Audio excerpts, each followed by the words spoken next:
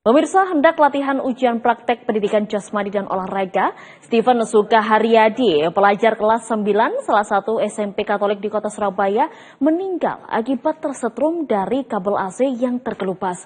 Tuntut tanggung jawab sekolah akan peristiwa tersebut, orang tua korban telah laporkan kejadian ini ke pihak Polrestabes Surabaya.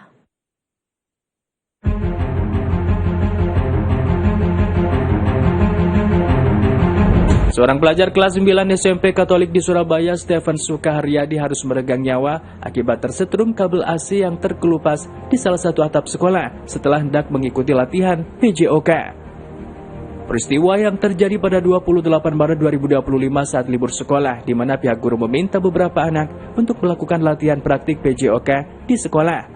Namun saat tiba di sekolah, ruang kelas tertutup dan lapangan dipakai oleh kakak kelas, sehingga latihan kemudian dipindah ke atas gazebo di lantai 4. Nah, saat akan hendak mendokumentasikan kegiatannya, korban tersetrum kabel AC yang terkelupas setelah melompati pagar atap sekolah. Sempat dilakukan pertolongan oleh teman-temannya di sekolah setelah korban tersetrum dan terjatuh. Namun nasib berkata lain, Stephen, pelajar SMP kelas 9 ini meninggal saat menuju ke rumah sakit.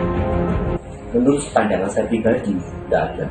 Kalau ada rasa tanggung jawab, kenapa dari tanggal 28 sampai 10 April tidak ada mereka datang ke rumah, menunjukkan empatinya, hanya datang biasa. Kalau biasa semua akan datang itu dianggap sebagai tamu, betul kan? Kalau empati akan datang ke rumah, baik-baik. Yang datang ke rumah selama tidak ada. Dari teman-temannya?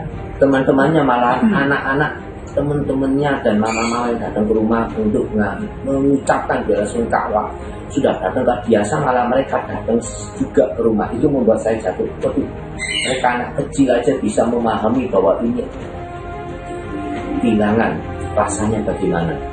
Saya melakukan laporan pengaduan masyarakat tanggal 10 April. Menurut saya pertanggungjawaban itu ada di kepala sekolah.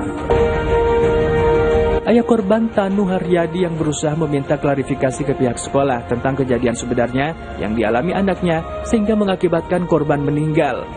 Diakuinya tidak mendapatkan jawaban yang memuaskan akan peristiwa yang terjadi, hingga kemudian langkah hukum ditempuh, melaporkan kasus ini ke pihak yang berwajib, Polrestabes Surabaya, dengan dugaan tindak pidana pasal 359 KUHP tentang kelalaian yang mengakibatkan orang meninggal dunia. Sementara informasinya dari pihak sekolah belum bisa memberikan keterangan resmi apapun, dan konfirmasi akan disampaikan pihak kuasa hukum yang telah ditunjuk.